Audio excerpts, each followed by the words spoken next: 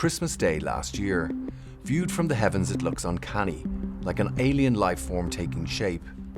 But what these satellite images show is around 2,000 fishing boats grouping together to form an ocean barrier more than 450 kilometers long.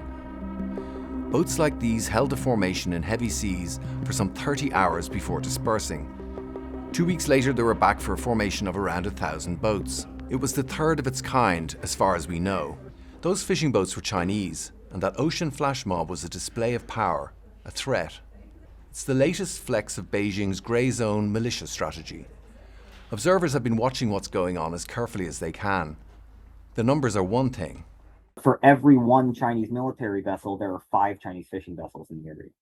That becomes an enormous burden, particularly if you care about preserving civilian life, which if you're Taiwan or the US, you probably do.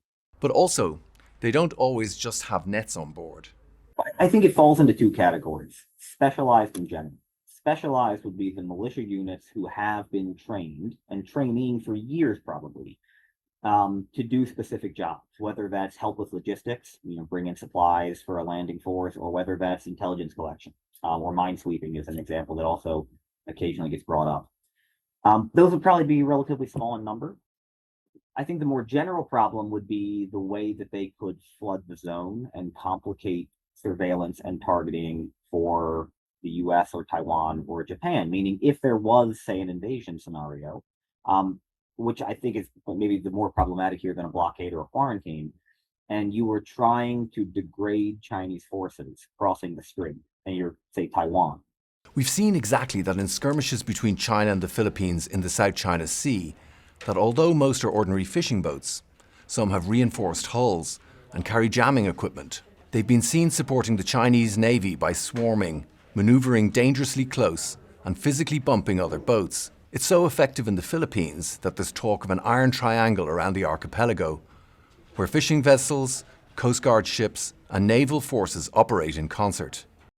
An Australian Naval Institute report calls these boats warships in fishermen's clothing.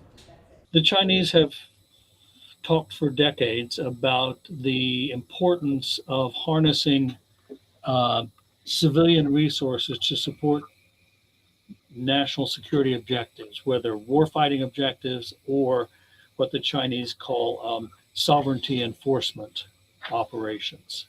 And that's what they call, for example, all the use of fishing boats in the South China Sea to harass Vietnamese oil drilling operations or Malaysian fishing operations or whatever.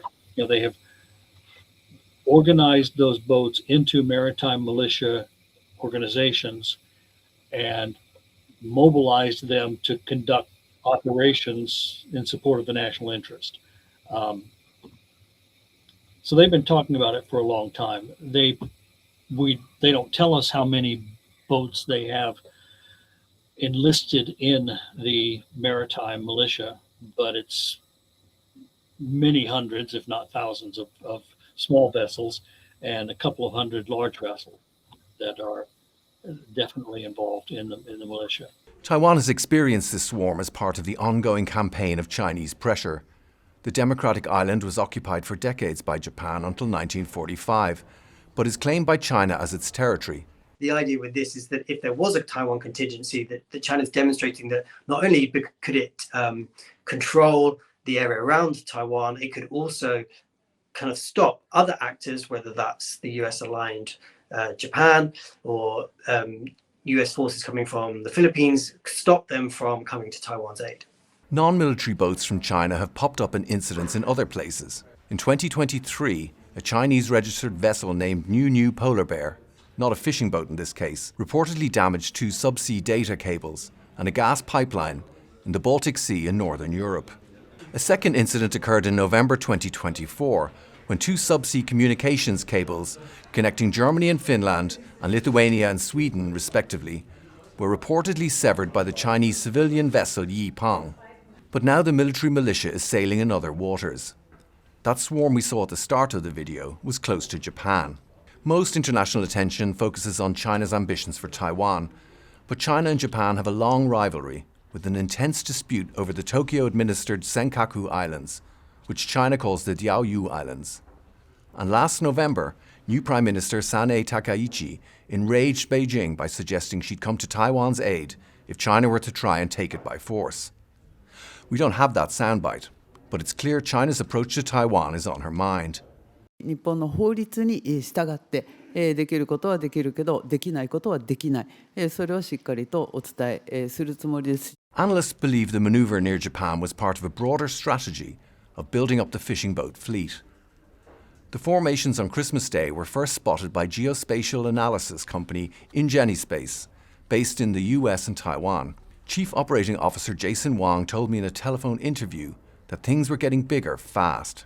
It's definitely scaling up. So yeah, the Chinese use the maritime militia, every they practice, on a regular basis, and we see as few as a dozen ships to as many as 200-300 ships.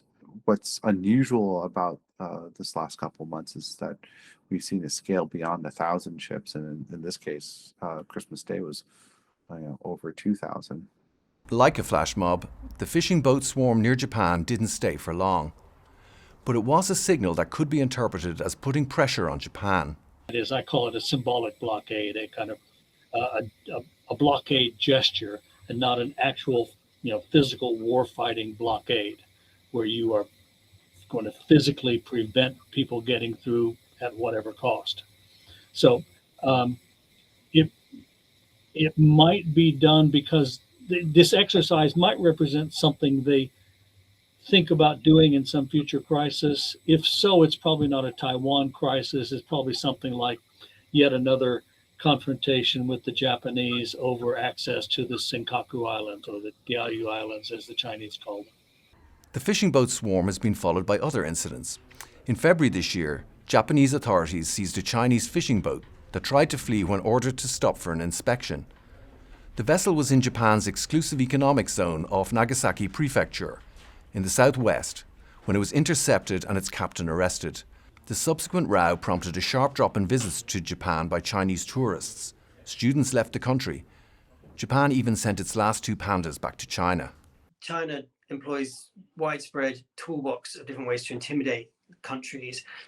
They've been using that toolbox against Japan. So alongside particularly incursions into islands claimed by both Japan and China, as well as economic, some sanctions being put on Japanese exports, and also kind of encouraging Chinese tourists not to visit Japan. That toolbox includes these grey zone tactics, militarized but not military actions that are well short of attacks, but are still intentional and intimidating. China is working on building the capability to conduct various large-scale military operations.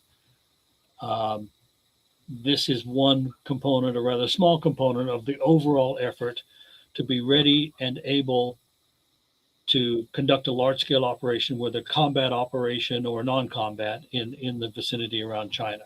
The fishing militia are part of a war without gunsmoke strategy in the region. Japan cannot directly engage any of these vessels. That would break international rules for preventing collisions at sea. But Japan is not doing nothing. It's currently doubling its defense spending to 2% of GDP.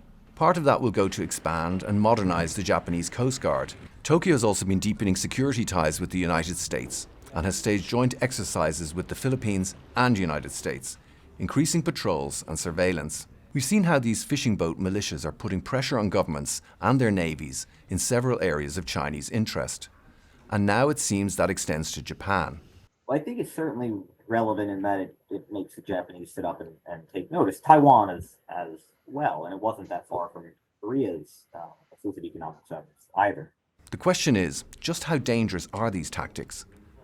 Could they go wrong and end up starting something military by accident?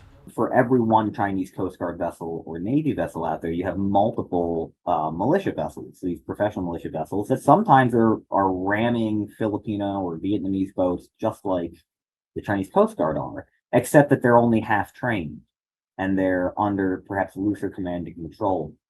And so the last thing you want in a highly tense environment where maybe the difference between escalation and peace, rests on a knife's edge, is some nationalistic half-trained fisherman deciding that he wants to be a hero.